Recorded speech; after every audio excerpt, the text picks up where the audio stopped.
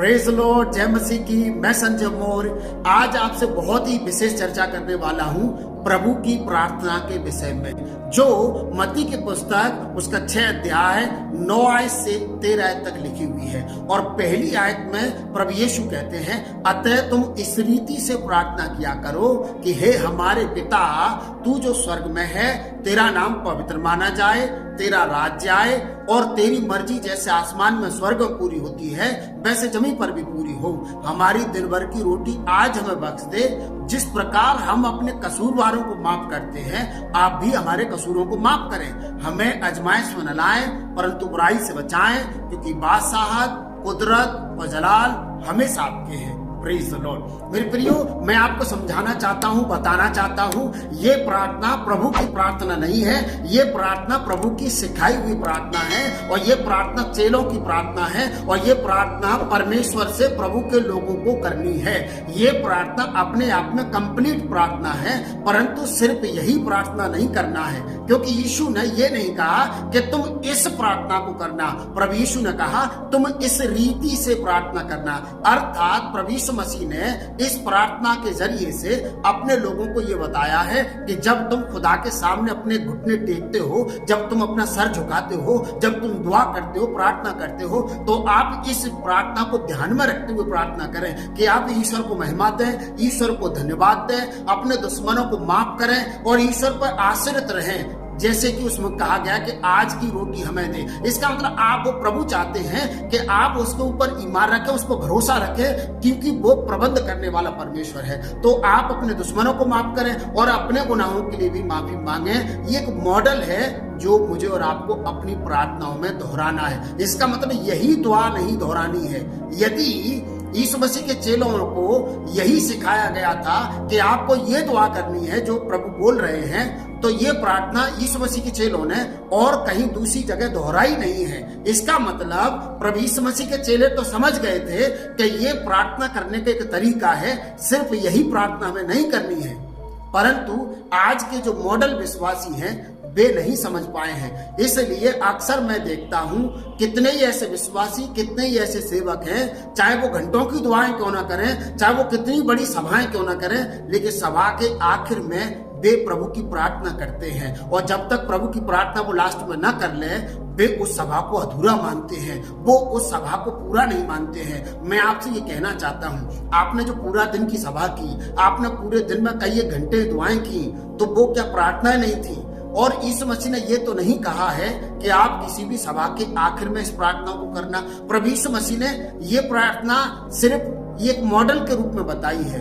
और यदि आप इसी दुआ को कर रहे हैं तो आप समझते होंगे एक नाम जिसको कॉपी पेस्ट कहते हैं, जो कंप्यूटर की भाषा में, जब लोग लैपटॉप पे, कंप्यूटर पे, जब लोग अपने पीसी पे बैठते हैं, एक फाइल को दूसरी फाइल में ले जाने के लिए उसको कॉपी पेस्ट करते हैं। इसका मतलब मुझे आपको कॉपी पेस्ट नहीं करनी है दुआ, मुझे आपको उस प्रार्थना को ध्यान में रखते हुए, जिसको हम प्रभु की प्रार्थना कहते हैं पर वो चेलों की प्रार्थना है, उसे ध्यान में रखते हुए प्रार्थना करना है। मैं आपको और क्लियर समझाने के लिए बताना चाहता हूं कि ये प्रार्थना प्रभु यीशु मसीह के चेलों ने मांग की थी कि प्रभु यीशु मसीह उनको सिखाए। और ये लूका की इंजील 11 अध्याय 1 से 4 आयत पे लिखा है। मैं आपके लिए पढ़ना चाहता हूं। लिखा है, वह किसी जगह प्रार्थना कर रहा था। जब वह प्रार्थना कर चुका तो उसके चेलों में से एक ने उससे कहा, हे प्रभु, जैसे यूहन्ना ने अपने चेलों को प्रार्थना करना सिखाया, वैसे ही हमें भी तू सिखा। यहाँ पर एक चेले ने प्रभु यीशु मसीह से कहा कि प्रभु, जैसे यूहन्ना ने अपने चेलों को प्रार्थना करना सिखाया है, हम भी आपके चेले हैं, आप हमें भी प्रार्थना करना सिखाएं। और 2 आयत से आप पढ़ेंगे तो वहां पर यीशु मसीह ने उनको प्रार्थना करना सिखाया। लिखा है, उसने उनसे कहा, जब तुम प्रार्थना करते हो तो कहो, हे पिता, तेरा नाम पवित्र माना जाए, तेरा राज्य आए, हमारी दिन भर की रोटी हर दिन हमें दिया कर, और हमारे पापों को क्षमा कर, क्योंकि हम भी अपने हर एक अपराधी को क्षमा करते हैं, और हमें परीक्षा में ना ला। प्रभु यीशु मसीह ने अपने चेलों को ये प्रार्थना करना सिखाया। और मैं आपको इसके स्पष्टीकरण के लिए मेरी गवाही देना चाहता हूं। जो 2005 में मैं विश्वास में आया था, उस समय जिस व्यक्ति ने मुझे सुसमाचार सुनाया था, मैंने उनसे कहा था, मैंने उनसे मांग की थी कि भाई मुझे प्रार्थना करना सिखा दो।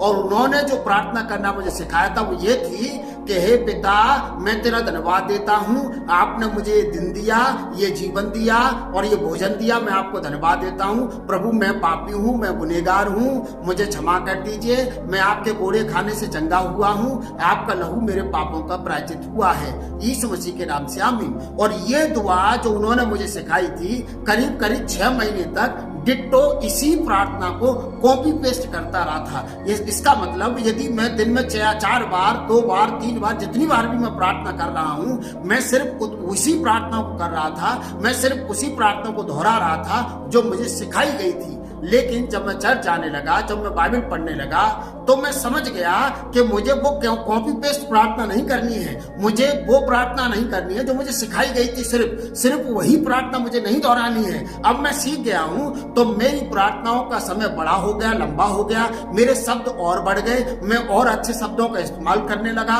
अब मैं सिर्फ उसी प्रार्थना को कॉपी पेस्ट नहीं करता हूं। इसका मतलब प्रभु यीशु मसीह ने जो प्रार्थना करना अपने चेलों को सिखाया था, वो कॉपी पेस्ट करने के लिए नहीं सिखाया था, उसको कॉपी करने के लिए नहीं बोला था। यीशु मसीह ने कहा, अतः तुम जब प्रार्थना करते हो तो इस रीति से, एक तरीका, एक मॉडल दिया। जैसे कोई व्यक्ति अपना घर बनाने से पहले इंजीनियर के पास जाता है और उससे नक्शा बनवाता है। अब इंजीनियर जब उस नक्शे को बना देता है तो मकान मालिक की अपनी ये इच्छा होती है कि वो अब उस मकान को, उस मॉडल को ठेके में काम करवाएगा या अमानी काम करवाएगा, वो कौन सी कंपनी का सीमेंट लगाएगा, वो कौन से भट्टे की ईंट लगाएगा, ये उसकी अपनी मर्जी है। वो टाइल लगाएगा, पत्थर लगाएगा या सीमेंट कराएगा, ये उसकी अपनी मर्जी है। तो वैसे ही है ये प्रार्थना, जिसको हम प्रभु की प्रार्थना कहते हैं।